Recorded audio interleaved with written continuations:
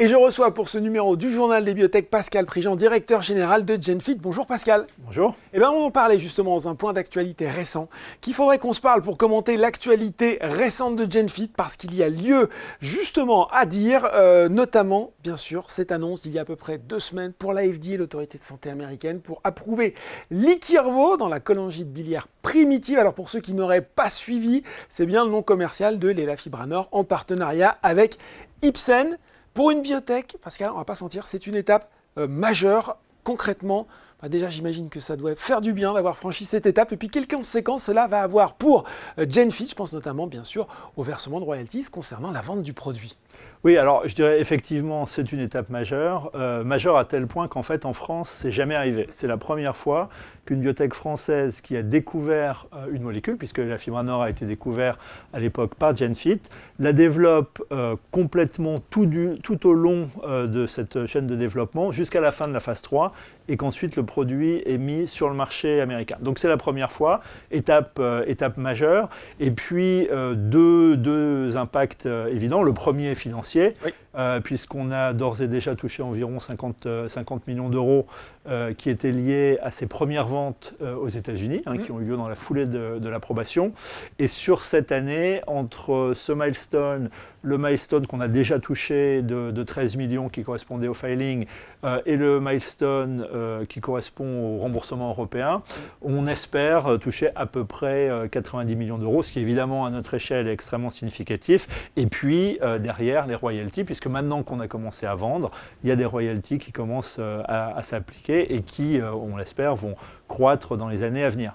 Au niveau de GenFit, question vraiment très basique, très concrète, il y a encore du travail à faire autour de l'Elafibranor ou maintenant c'est totalement géré Non, c'est maintenant totalement géré oui. par Ipsen. Les coûts sont supportés par Ipsen. Donc pour nous, c'est vraiment une source de financement qui nous sert évidemment à financer le reste de notre pipeline. Bon, je ne veux pas jouer les rabat-joie, mais il faut qu'on en parle. Il y a un concurrent dans cette indication, un concurrent d'Iqirvo, c'est l'Adelpar de CymaBay, qui a depuis été racheté par Gilead. On attend là une décision de la FDA courant de l'été, mi-août à peu près. Comment vous voyez un petit peu le marché s'organiser autour de ces deux produits, sachant que les analystes ont déjà un petit peu planché sur le sujet? Oui, moi j'ai envie de dire, il y a deux produits qui, à la SLD, on l'a vu, et c'était un peu le feedback des KOL, ont des profils, on va dire, similaires. C'est d'ailleurs deux produits de la même classe. Famille, oui. Donc ce qui va faire la différence, ça va être probablement des aspects commerciaux, des aspects remboursement. Aux États-Unis, on sait que l'accès est une problématique importante. Nous, on fait absolument confiance à Ipsen à ce niveau-là. C'est des gens qui ont l'habitude de lancer des produits. D'ailleurs, ce que je constate aussi, c'est que le marché pourrait en fait bénéficier de ce lancement, parce qu'on sait que Gilead va être extrêmement actif, et en général ces investissements contribuent à la croissance du marché, bien sûr. Et d'ailleurs, on le constate, ce qui avait été communiqué jusqu'à maintenant, c'est un marché de l'ordre de 1,5 milliard. Déjà, certains analystes américains disent que ça pourrait être beaucoup plus, absolument. Et l'autre élément qui pourrait indiquer, en tout cas que Gilead semble penser que le marché pourrait être plus important, c'est tout simplement le prix qu'ils ont mis dans le rachat de l'Adelpar. On va avoir l'occasion d'en reparler. Exactement. Ouais. Exactement. Est-ce que la petite avance, vous avez coiffé au poteau, elle est intéressante pour GenFit? C'est toujours appréciable, parce que dans un premier temps, on sait qu'il y a des switches qui se font, notamment de certains produits qui peuvent être utilisés aujourd'hui, comme le Caliva. Bon, le premier a un petit avantage en termes de switch. Donc on verra, c'est encore trop tôt pour tirer des conclusions, bien sûr. Mais nous, on suit ça avec intérêt, bien évidemment. Et comme je le disais tout à l'heure, on est assez content, et même très content, de ce que Ipsen a fait jusqu'à maintenant, parce que pour l'instant, je pense qu'ils font un peu un sans faute depuis la publication des résultats de l'étude dans le New England, les différentes présences qu'ils ont eues au Congrès jusqu'à maintenant. Donc, ils font du bon travail. Bon, ils font du bon travail. Et c'est pas fini, parce qu'il y a des demandes également d'autorisation auprès de l'autorité de santé européenne, de l'autorité de santé britannique. On en est où sur ces deux? Alors, donc Ipsen a communiqué sur le sujet en disant qu'ils attendaient ces approbations avant la fin de l'année. Avant la fin de l'année. Exactement. Donc on est, je dirais, on est sur ce timing. Et effectivement, l'approbation par la FDA nous conforte dans l'idée qu'on a bien un produit approuvable. Bon, un produit approuvable, là aussi, si les deux avis sont positifs, c'est des royalties supplémentaires, c'est une arrivée sur le marché rapide aussi sur ces deux pays, sur ces deux zones. C'est la même logique, absolument. Ouais. Donc il y a des milestones au premier remboursement sur ces marchés européens. Et puis il y a des royalties. Et évidemment, plus l'élafibranor est vendu sur un nombre de zones important, plus il y a de patients qui sont touchés, plus les ventes seront importantes. Et donc forcément, plus les royalties seront importantes pour nous. Bon, c'est le cercle vertueux. Maintenant qu'élafibranor est sur le marché, où on passe de l'être selon les zones, comment va se déployer la stratégie de GenFit? On l'a déjà un petit peu évoqué. On sait que l'ACLF, l'Acute and Chronic Liver Failure, la décompensation aiguë sur cirrhose en bon français, c'est une priorité désormais pour vous avec 5 actifs en développement. Justement, si on doit résumer tout ça de façon synthétique par ordre de priorité pour l'investisseur individuel, qu'est-ce qu'on va surveiller dans les mois qui viennent? Comment vous allez séquencer les développements de cette indication? Puisque j'imagine que maintenant, ça va être l'essentiel de votre communication. Exactement, c'est l'essentiel de notre travail. Moi, je dirais, du point de vue de l'investisseur, il y a 3 choses en fait à considérer. La première, c'est le potentiel de cette indication. On est sur une indication qui est une maladie rare, mais qui est, on va dire, une maladie rare relativement commune, puisqu'on est sur à peu près 100-150 000 patients par an aux États-Unis et pareil en Europe, alors qu'on considère en général que la limite de la maladie rare, c'est 200 000. Donc vous voyez, 150 000, 200 000. Grosse maladie rare. Voilà, exactement, c'est les grosses maladies rares. Mais surtout, il y a une mortalité qui est importante. Et il n'y a aucun médicament approuvé et très peu en développement. Donc le besoin médical, il est énorme. On est sur des niveaux de besoins médicaux comme sur les pathologies, on va dire en oncologie par exemple, où il y a vraiment ce sentiment d'urgence, et en oncologie, dans une indication où il n'y aurait pas de produit. Donc énorme besoin médical. L'indication est là. Et donc cette indication, on pense qu'il y a un potentiel extrêmement important. Comme vous le disiez, on a 5 programmes en développement. Alors, est-ce qu'ils marcheront tous? Non, ça reste du développement pharmaceutique. On est une biotech, on sait que tous ces programmes ne marcheront pas. Mais il suffit qu'il y en ait un qui marche, et c'est, j'ai envie de dire, le jackpot. Et par ailleurs, on a montré avec l'élafibranor qu'on avait la capacité à prendre un produit du tout début et l'amener au bout. Donc, ce qu'on a fait avec l'élafibranor et ce qu'on a fait dans une indication qui était challenging, et j'ai envie de dire même 2 indications challenging, puisque dans la NASH, ça n'a pas été complètement boom, enfin ça a été quand même jusqu'à la fin de phase 3. Donc on l'a fait, on peut le refaire, et si on le refait, et on a 5 chances, j'ai envie de dire, pour le refaire. Si on le refait, ça aura des implications importantes, évidemment pour les patients, puisqu'on a vu qu'aujourd'hui, il n'y avait rien et qu'il y avait une mortalité importante, mais évidemment très importante pour GenFit aussi. Et tout ça est financé d'ores et déjà par le programme avec Ipsen et l'élafibranor. Avec quel nom, j'ai envie de dire, il va falloir se familiariser maintenant? On avait l'élafibranor, voilà, les noms de ces traitements dont vous allez communiquer sur les mois qui viennent. Alors, il y a le VSO1, bien sûr, qui est aujourd'hui déjà en phase 2, mais il y a le SRT15, qui est un inhibiteur ASK1, il y a le CLM022, qui est un inhibiteur de l'inflammasome.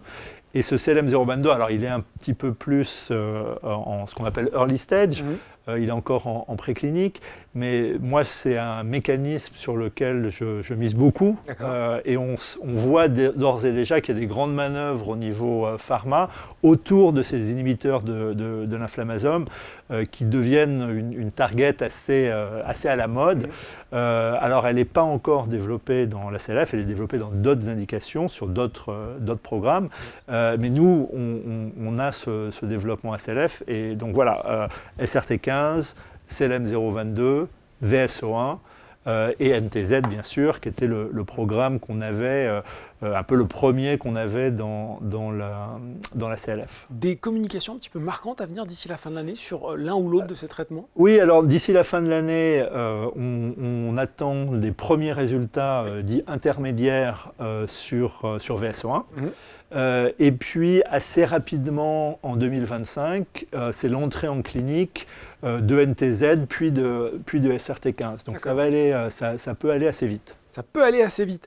Bon, même si on ne parle, je l'ai appris, on parle désormais plus de NASH, mais de MASH pour métabolique. J'ai cru que c'était une faute de frappe au début, mais non, c'est devenu la MASH, la Metabolic Associated Steatohépatite. Donc, cette indication, elle n'est pas complètement de l'histoire ancienne pour GenFit parce que, on a des nouvelles recommandations de l'EASL, de l'EASD, qui est l'European Association for the Study of Diabetes, et de l'EASO, de l'European Association for the Study of Obesity, je vais tous les nommer. Et on sait maintenant que le test NIS2 qui est commercialisé, en tout cas qui est développé par GenFit, il est inclus pour la première fois en tant qu'outil non invasif pour détecter la MASH à risque. Ah, le retour, en tout cas peut-être un succès de GenFit dans la MASH, mais pas où on l'attendait. Est-ce que ça, pour vous, c'est quand même une première indication intéressante? Est-ce que ça peut être de nature à convaincre un partenaire pour développer, obtenir un marquage CE et, in fine, commercialiser ce test? Nous, on a toujours dit qu'on pensait que ce test était le meilleur produit qui existait aujourd'hui pour identifier ces patients NASH ou MASH, comme on dit maintenant, effectivement, à risque. On a toujours pensé que c'était le meilleur. Et c'était un peu plus que le pensait, il y avait quand même des données qui supportaient ça, il y avait des publications. Et là, c'est juste une reconnaissance, j'ai envie de dire, par la communauté internationale, qui effectivement dit c'est le meilleur, on le met dans les guidelines. Et d'ailleurs, c'est le seul test diagnostic sanguin qui est mis comme ça dans les guidelines. Donc, effectivement, ça donne beaucoup de crédibilité à ce produit. Alors, le problème qu'on avait, on en avait parlé d'ailleurs à l'occasion ici, c'est qu'on avait le meilleur produit sur un marché qui n'existait pas, puisqu'il n'y avait pas encore de produits pharmaceutiques. Et donc, c'est vrai que pour les médecins, c'était un peu, oui, on a un outil diagnostique, vous savez, qu'est-ce qu'on fait après? Voilà, vous n'êtes pas plus avancé. Mais maintenant, c'est en train de changer, puisqu'il y a d'ores et déjà un produit approuvé, puisqu'il y a le produit de Madrigal, et puis surtout, on en attend d'autres.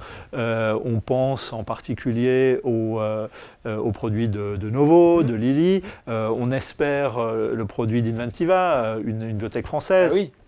Donc tous ces produits qui pourraient être approuvés dans la MASH. On sait très bien que la biopsie ne va pas être la solution, et d'ailleurs, même la FDA l'a reconnu en n'exigeant plus de biopsie. Mais je pense que c'est évident pour tout le monde qu'il va quand même falloir diagnostiquer ces patients. Comme ils n'ont pas de symptômes, on va pas. Et les payeurs vont jamais accepter de rembourser des produits sans qu'il y ait un diagnostic qui soit posé. Et donc, il va falloir un test. Et le nôtre est le meilleur. Donc, basé sur ça, on a des discussions aujourd'hui avec un certain nombre de partenaires, parce que ce qu'on sait, enfin de partenaires potentiels, j'aimerais dire, parce qu'on sait qu'on ne va pas y aller tout seul. Nous, notre métier n'est pas le diagnostic, c'est vraiment un métier différent. Donc, on parle à plusieurs, on va dire, players de ce marché avec un accord de licence, c'est ça. Voilà, la logique, ce serait de céder ce test à un spécialiste. Mais évidemment, le fait que maintenant on ait cette reconnaissance de la communauté scientifique du fait que ce produit est aujourd'hui le meilleur sur le marché, aide bien évidemment. Ça pourrait être une ligne de revenus significative pour GenFit? Alors ça pourrait être une ligne de revenus significative. On sait qu'on est dans des économies qui sont assez différentes de ce qu'elles sont dans le médicament, donc c'est un peu tôt pour le dire. Mais voilà, on a bon espoir et on continue ces discussions avec des gens qui sont, dont c'est le métier, j'ai envie de dire. Bon, voilà, en tout cas, il y aura peut-être des news qui vont arriver sur ce sujet prochainement. On va parler trésorerie, même si là on a déjà eu une info claire, puisque GenFit a communiqué mi-mai, trésorerie qui donne de la visibilité jusqu'en 2025. Vraie sérénité, alors que beaucoup de biotech sont en difficulté. Au-delà des essais cliniques, est-ce que ça donne de la marge de manœuvre pour peut-être étoffer encore un petit peu plus ce portefeuille d'actifs dans la CLF ou pourquoi pas dans d'autres pathologies du foie, puisque c'est la spécialité de GenFit? Oui, nous, on ne s'interdit rien. On regarde bien évidemment tout ce qui se fait dans ce domaine, dans le champ dans lequel on a choisi d'être concurrentiel ou même d'être leader, puisqu'on peut le dire dans la CLF. Aujourd'hui, personne d'autre n'a 5 programmes comme ça, donc on continue à regarder. Après, l'enjeu pour nous, c'est plutôt qu'un enjeu de cash et un enjeu financier, où effectivement on a de l'optionnalité, c'est plutôt un enjeu de combien d'études on est capable de mener en parallèle. C'est souvent des grosses études. Oui, voilà, ça peut être... alors après, ça dépend évidemment à quel stade on rachète éventuellement un asset, donc on peut faire des choses peut-être early stage, mais faire rentrer des choses plus développées, c'est un peu plus compliqué. Bon, déjà, il il n'y a pas grand-chose, on en a parlé, en termes de développement dans la CLF aujourd'hui. Et puis, nous, on a aussi une capacité à gérer un certain nombre de programmes en simultané qui a quand même ses limites. Donc, la limite, elle sera là. Par contre, comme on l'a dit, on sait que dans ce monde du développement pharmaceutique, il y a des programmes qui s'arrêtent. Et donc après, pour remplacer un programme, pourquoi pas, ça dépendra s'il y a quelque chose qui se présente, qui est au bon prix et avec la bonne science. Mais aujourd'hui, on considère qu'on a déjà une couverture assez exhaustive des solutions, des solutions potentielles les plus prometteuses dans la CLF. Bon. J'ai fait un petit peu de lecture. Certains analystes estiment qu'en pixels, Iqirvo et Lafibranor pourraient représenter 120 à 150 millions de dollars pour GenFit de revenus dans un marché dont la taille potentiellement, vous l'avez dit, pourrait peut-être augmenter. Aujourd'hui, la société, elle est valorisée à peine plus par le marché. On est autour de 180 millions d'euros. Comment vous expliquez ça? Ça veut dire que le reste du pipe, il n'est pas du tout valorisé. Dans le même temps, on va y revenir, on a déjà parlé, mais CymaBay a été racheté 4,3 milliards de dollars par Gilead pour un portefeuille moins étoffé. Est-ce qu'il n'y a pas là allez, j'ose le mot, une injustice? Je sais pas si c'est de l'injustice, mais ce qui est sûr, c'est qu'il y a une différence qui n'a aucun sens, qui n'a aucune rationalité. Alors après, on sait qu'on n'est malheureusement pas les seuls à voir une différence, toute chose égale par ailleurs, importante de valo entre une biotech française et des biotech américaines. Ça, voilà, l'écart est très très grand. Mais voilà, là l'écart est colossal et surtout au-delà du point de comparaison avec CymaBay, les fondamentaux aujourd'hui sont relativement clairs.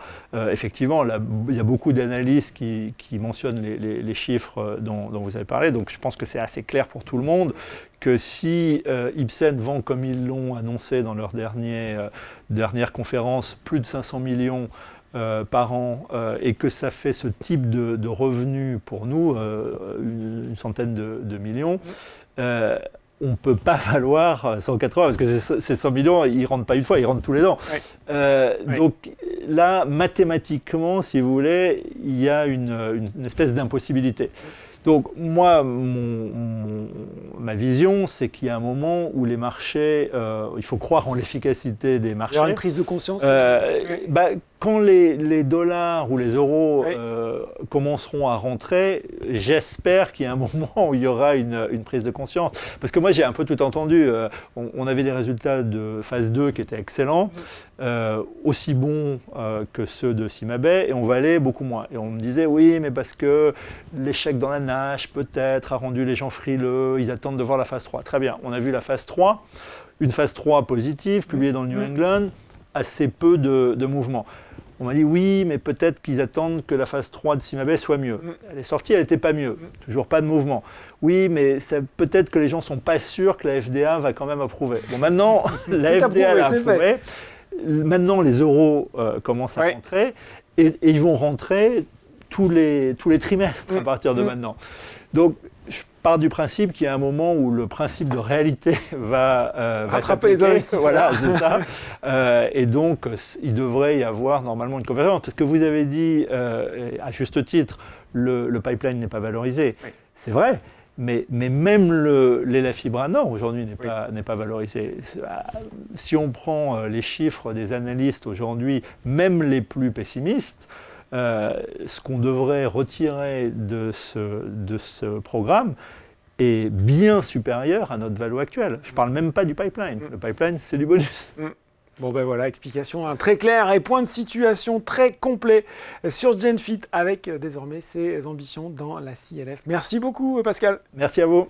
C'est fini pour ce numéro du journal des biotech, mais on se retrouve très bientôt pour un nouveau numéro.